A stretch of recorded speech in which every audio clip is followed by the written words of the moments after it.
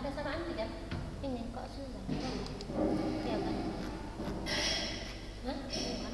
Bukan. Bukan. Kalau semester nih. Kalau kan tidak bawa-bawa. Ini tidak.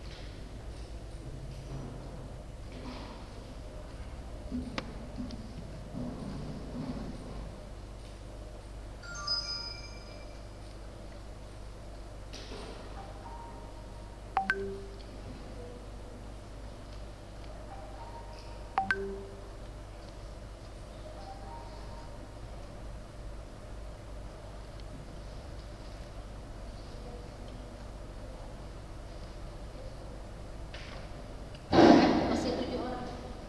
7, 8, 9.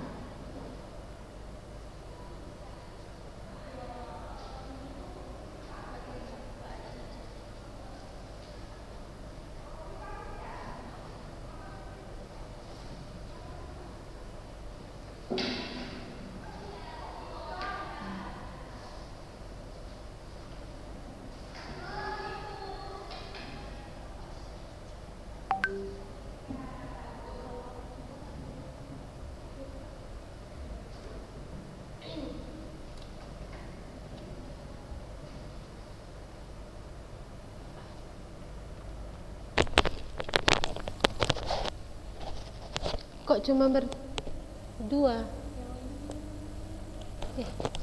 Biasa kan ada siapa kan? Katrina.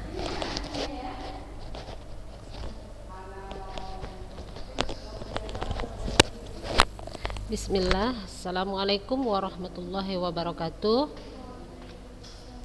Waalaikumsalam warahmatullahi wabarakatuh. Alhamdulillah wassalatu wassalamu ala rasulillahi amma ba'du. Apa kabar anak-anak ustazah? Alhamdulillah baik Ustazah. Alhamdulillah.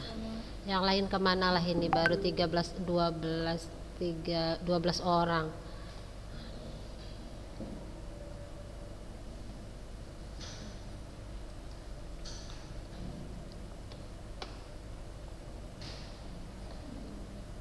Ya kak ya, kita mulai ya. Kalau kita tunggu-tunggu ya, kalau orang itu join ya kan.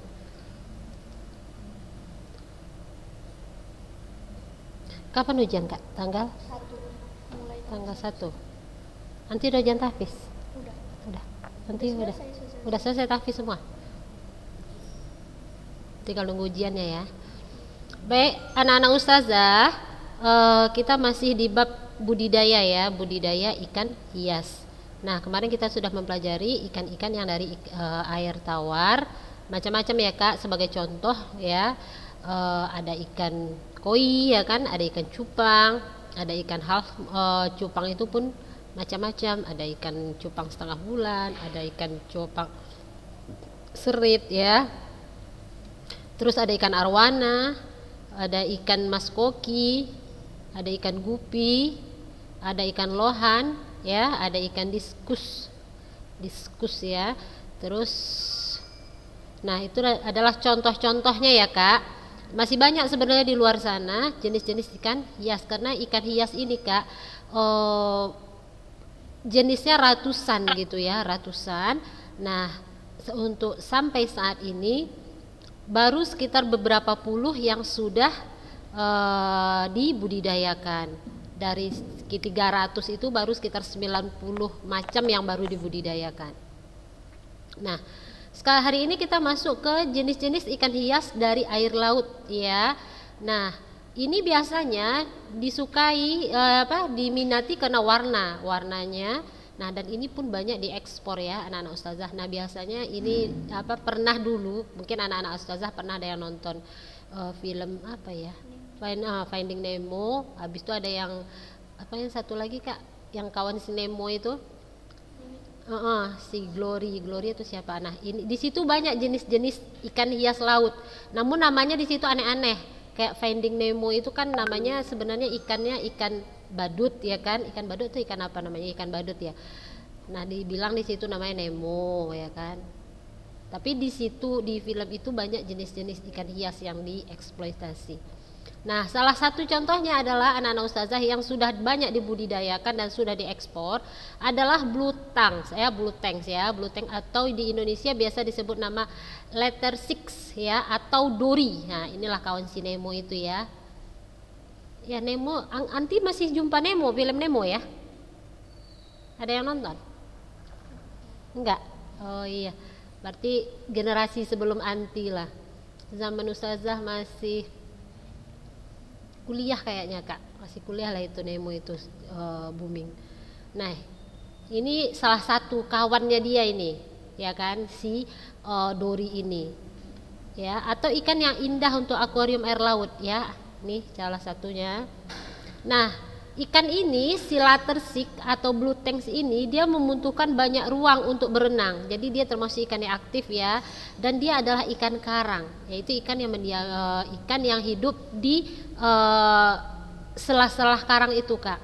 Nah dia hidup di kedalaman hingga 40 meter ya, di kedalaman laut itu.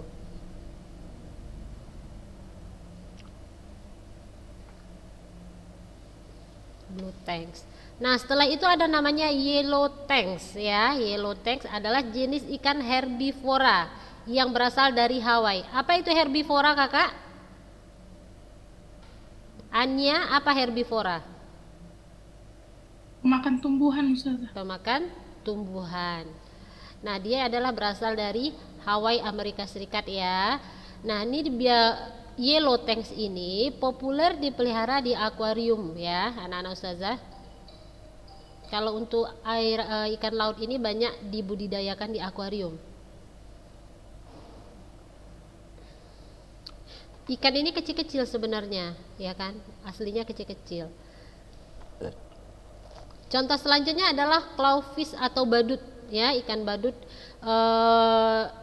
Ini banyak digemari ya, banyak dicari. Dia juga ikan apa namanya?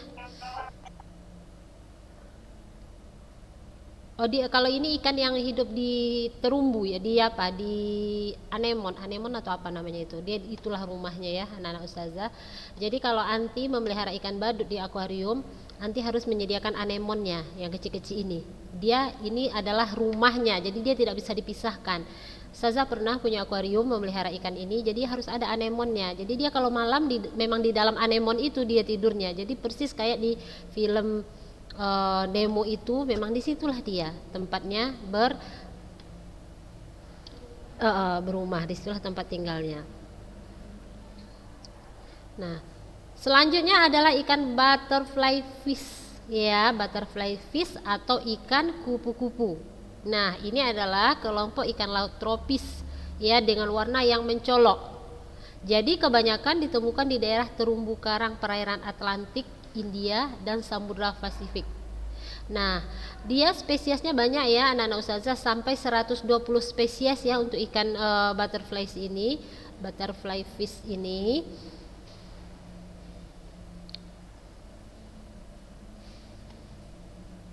Ukurannya kecil ya Kak, 12 cm sampai 22 cm. Jadi termasuk ikan yang tidak terlalu besar juga tidak terlalu kecil. Kalau yang kecil-kecil itu kan sebesar ikan apa? Ikan laga itu kan kecil, tapi ini lebih besar dari itu ya Kak. Dia tipis ikannya. Jadi kenapa dibilang ikan butterfly gitu ya kan? Dia mempunyai corak sama dengan kupu-kupu ya. Pada sayapnya itu memiliki corak yang sama dengan kupu-kupu. Nah, bentuk tubuhnya lateral sempit dan mudah terlihat saat berada di habitat terumbu karang, ya. Nah, butterfly fish ini memiliki sirip menyambung dengan sirip ekor yang membulat, ya. Ya, itu adalah contoh-contohnya. Ini masih banyak lagi. Kalau anti ingin tahu jenis-jenis yang lain, silakan browsing anak-anak ustazah. Masih banyak jenis-jenis ikan air laut ikan hias air laut. Nah, kalau anti berbudidaya ikan air laut ini, anti harus menggunakan air laut ya Kak. Kalau memang mau menghidup di akuarium, Ana mau berbudidaya ikan laut di akuarium. Jadi dia harus kita buat suasananya seakan-akan dia di laut itu, mulai dari airnya yang asin, ada pasir lautnya gitu kan, ada terumbu karangnya, ada anemonnya ya, dan lain sebagainya.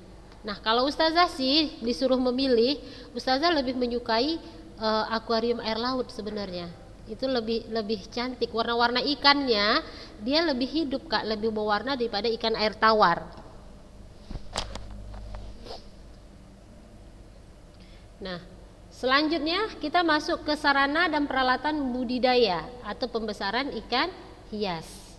Nah, kalau kita sudah berbicara tentang sarana dan peralatan, nah berarti di situ ada bahan dan alat.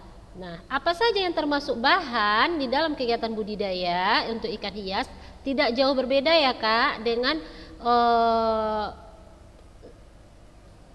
sarana dan peralatan budidaya lainnya ya. Kita belajar budidaya bukan yang pertama ya, mulai dari kelas 8 kita sudah belajar budidaya, kelas 9 semester awal juga belajar budidaya. Nah, sama di dalam sarana dan peralatan itu ada bahan dan alat. Nah, yang termasuk ke dalam kelompok bahan adalah dimulai dari benih ya, air, pakan ya kan, terus obat-obatan.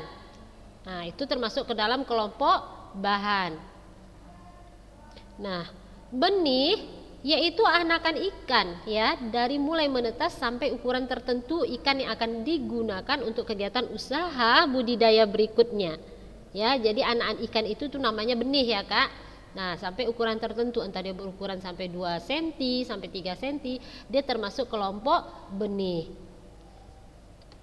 Nah, pada fase pembesaran biasanya memulai pemeliharaan dari ukuran benih. Nah, benih yang digunakan untuk ikan hias ini berumur 7 hari ya Kak, dipilih dari benih yang sehat dan memiliki kemampuan berenang yang gesit. Nah, jadi dari benihnya itu, anak ikan kecil-kecil itu kita sudah tahu dia ikan sehat atau tidak. Dari cara mana? Dari cara dia berenang. Dia harus lincah, gesit gitu. Nah, itu berarti dia ikan yang sehat dan itu bisa kita jadikan sebagai bibit ya, sebagai benih.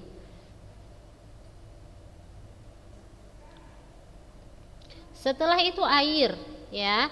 Nah, di dalam kegiatan budidaya ikan hias, air adalah sarana yang sangat penting, iya Kak. Tidak akan bisa anti berbudidaya kalau tidak ada air. Ada nggak yang bisa berbudidaya ikan hias tapi tidak menggunakan air? Anti bisa?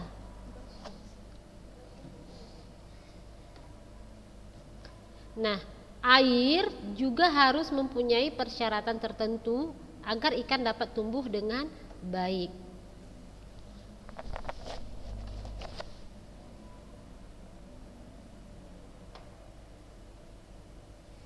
Nah, dari mana kita tahu air itu baik atau tidak gitu ya kan? Itu dari ukuran pH-nya Kak, pH air ya. Suhunya, salinitasnya ya kan? Kalau air tawar gitu kan. Nah, salinitasnya berbeda dengan air payau, berbeda juga dengan air laut. Nah, itu tadi tentang air. Selanjutnya adalah pakan, ya. Pakan ini adalah hal yang juga tidak kalah penting dengan air dalam kegiatan budidaya, ya, anak-anak ustazah. Apapun budidayanya, pakan ini sangat penting, ya, menentukan, ya. Jadi kalau untuk pakan, kita bisa memakai pakan alami dan bisa memakai pakan buatan. Nah, apa itu pakan alami? Yaitu organisme yang berasal dari alam. Ya, kalau untuk ikan contohnya adalah anak-anak ustazah, pakan alaminya itu jentik nyamuk gitu ya kan. Nah, itu adalah pakan alaminya ikan. Atau cacing apa ya yang merah-merah itu? Cacing sutra ya. Nah, itu juga merupakan pakan alami untuk si ikan. Nah, kalau pakan buatan itu adalah pakan yang anti beli-beli di toko makan ternak, pakan ternak itu pelet ya, itu termasuk pakan buatan.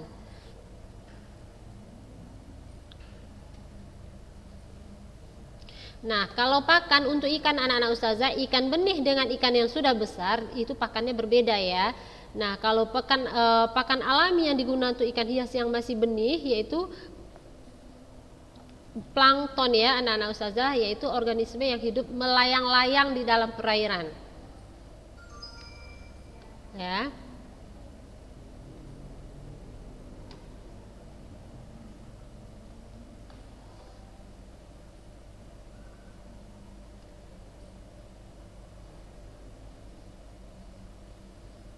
Setelah itu yang kita perlukan adalah obat-obatan, ya. Ya, obat-obatan ini digunakan yaitu untuk mencegah atau menghindari dari serangan penyakit ya Kak ya. Jadi tidak menutup kemungkinan kalau si ikan juga bisa sakit ya. Pernah lihat ikan sakit nggak? Pernah lihat ikan sakit? Biasanya dia matanya bengkak gitu ya kan, ada bengkak atau nanti di bagian sirip-siripnya itu kayak ada yang nempel gitu. Nah, itu dia tandanya ada hama yang menyerangnya. Nah, ini perlu kita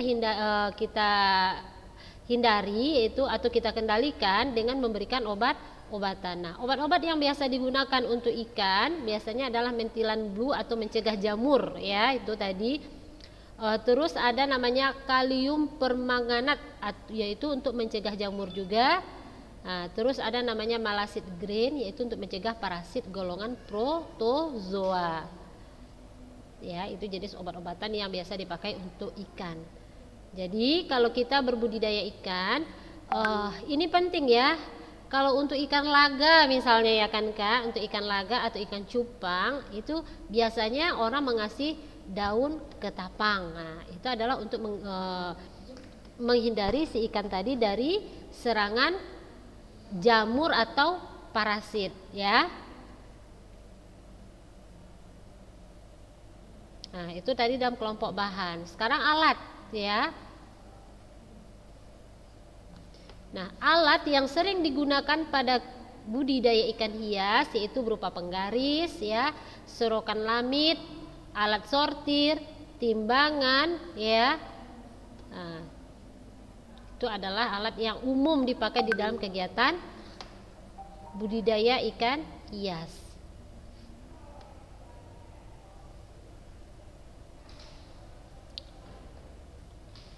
Setelah itu kita masuk ke instalasi aerasi ya, instalasi aerasi.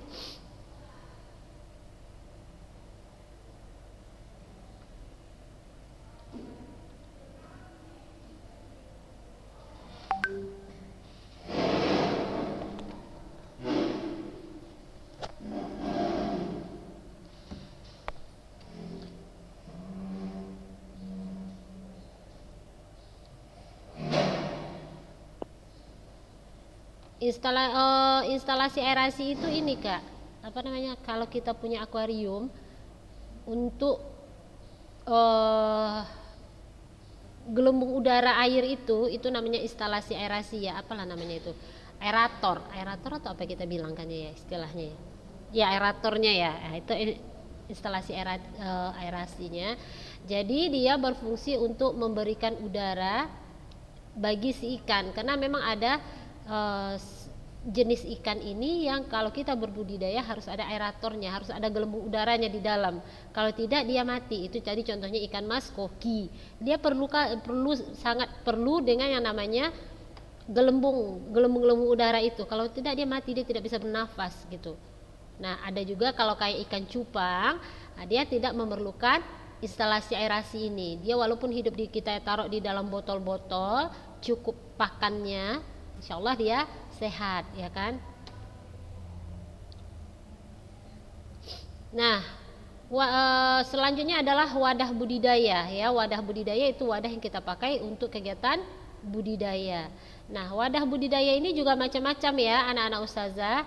Ada namanya kolam ya, terus ada yang namanya bak, ada namanya akuarium. Nah, macam-macam tergantung ya. Nah, kalau untuk kolam tuh macam-macam juga.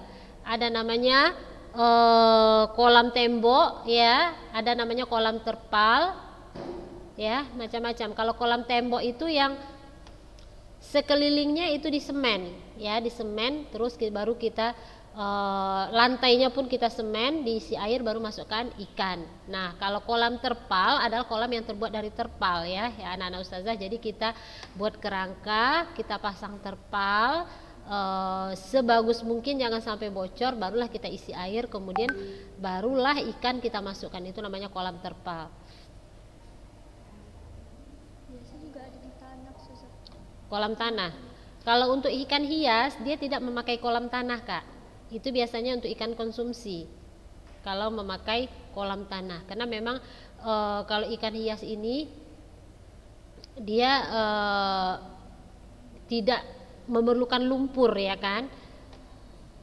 Kalau ikan konsumsi kayak ikan nila atau ikan emas atau ikan mujair, memang mereka adalah habitatnya ikan lumpur sebenarnya.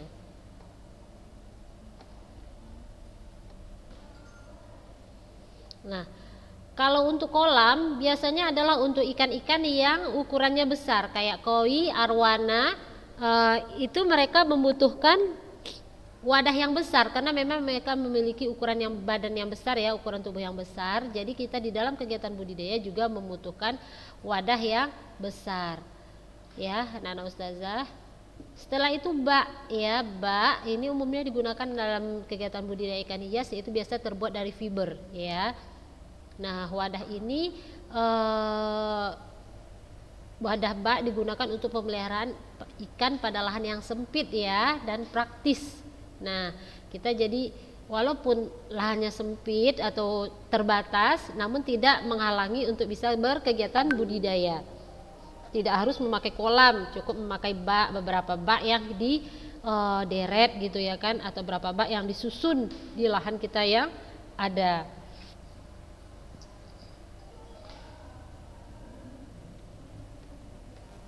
Nah, selanjutnya adalah akuarium, ya, yaitu suatu wadah budidaya yang digunakan untuk pemeliharaan sekaligus ajang refreshing ya, ajang refreshing ya anak-anak ustazah. Kenapa dibilang ajang refreshing?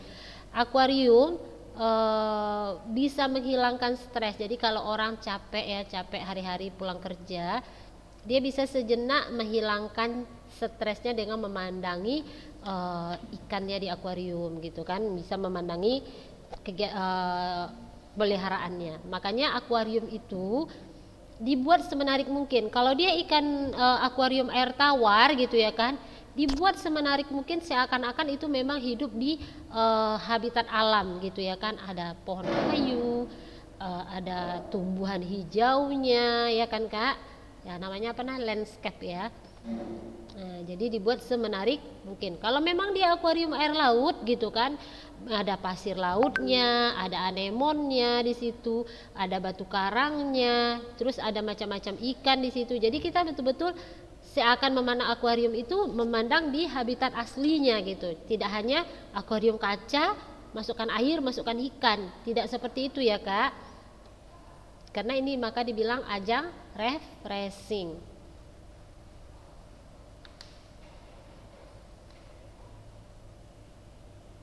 Baik, anak-anak ustazah, sampai di sini ada yang mau ditanyakan?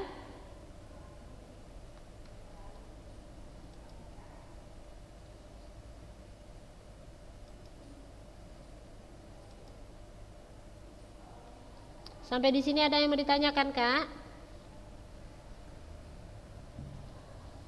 Kisi-kisi ujian Ustazah. Tenang ya Hana, insya Allah sebelum ujian prakarya Ustazah kirim. Kenapa rupanya kalau ujian itu nggak pakai kisi-kisi? Nggak pede, nggak bisa atau gimana?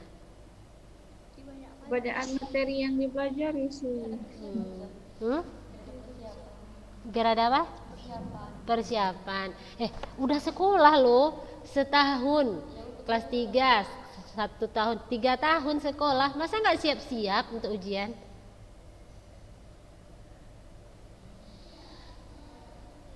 Jadi biar lebih fokus ya Kak ya, materi mana yang harus dihafalkan betul gitu ya. Tapi saya yakin kok anak-anak ustazah nggak dikasih kisi-kisi pun kalau pelajaran prakarya gampang lah, ya kan? Pelajaran ini kan Kak, sebenarnya kan pengulangan ya itu, ya kan? Itu juga SMP aja lah kayak prakarya kelas 7. Nah, itu juga kerajinan, rekayasa, budidaya, pengolahan. Itu kelas semester 1, semester 2 pun gitu. Nah, semester kelas 8 pun gitu. Paling bedanya sedikit-sedikit. Kalau di semester kelas 9 ini, di semester 2 kita mempelajari budidaya ikan hias. Di semester 1 kemarin kita mempelajari budidaya apa Kak? Budidaya juga kan? Nah, terus di dalam budidaya itu sama juga sebenarnya. Di dalam peralatan dan bahan gitu kan, apa? Ada kelompok bahan. Bahan itu apa saja? Ada benih ya kan? Ada benih, ada air, ada pakan, ada obat-obatan. Ya sekitar itu juga. Kelompok alat gitu kan. Jadi kalaupun tidak dikasih kisi-kisi, anak-anak ustazah yakin ustazah bisa. Terus misalnya kerajinan ya kan, kerajinan kalau di semester di kelas 9 kemarin campuran ya, kerajinan berbasis media campuran gitu kan, 3 kerajinan tuh apa gitu kan, tinggal nanti menerjemahkan, oh media campuran itu berarti kan media yang dicampur itu kan tidak mungkin dari satu bahan gitu kan, berarti kalau yang namanya campur otomatis 2 atau 3 bahan gitu yang kita gabungkan jadi satu, kan gampang Kak menelaahnya. Kalau pengertian kerajinan dari kelas 7 anti semua udah paham, betul nggak? Iya ya. Kalau yang mau berpikir dia pasti, oh iya, nggak pun dikasih kisi-kisi ini bisa ini gitu ya kan. Nggak sulit kok. Prakarya, seni budaya itu juga. Kalau seni budaya tidak jauh, warna, lukisan, ya kan. Nah, tapi itu tadi warna masih banyak yang salah. Apa warna primer? Masih ada primer tuh merah, kuning, hijau gitu ya kan. Sementara yang namanya primer, warna utama itu sudah pasti merah, kuning, biru gitu. Ya kan? Apa warna sekunder? Warna sekunder itu adalah pencampuran dari warna primer. Nanti tinggal memikirkanlah kalau merah ini dicampur dengan biru apa jadinya gitu ya kan? Gampang Kak. Tapi insya Allah sebelum ujian nanti ustazah kasih ya kisi-kisinya. Nanti ustazah kasihnya di grup prakarya ya. Jadi siapa yang nggak masuk grup prakarya udahlah nggak tahu ustazah ya. Makanya perlu grup prakarya itu. Tapi ini banyak yang keluar masuk ustazah tengok. Baik, ada yang ditanya tentang materi kita? Kalau nggak ada yang mau ditanyakan berarti paham ya. Baik, kita cukupkan sampai di sini hari ini. Berapa minggu lagi ujiannya Kak? Tanggal 1. Hari Rabu udah ujian? Kamis besok, berarti ini hari terakhir kita masuk prakarya. Yalah, ustazah doakan lancar ya Kak ujiannya, berkah ilmunya ya selama di SMP, insyaallah. Terus kalau udah mau masuk SMA jadilah lebih dewasa lagi ya Kak, lebih bertanggung jawab lagi ya. Mari kita baca doa kafaratul majlis. Subhanallahumma wa bihamdika asyhadu an la ilaha illa anta astaghfiruka wa atubu ilaik. Assalamualaikum warahmatullahi wabarakatuh. Waalaikumsalam warahmatullahi warahmatullahi wabarakatuh. Tuh.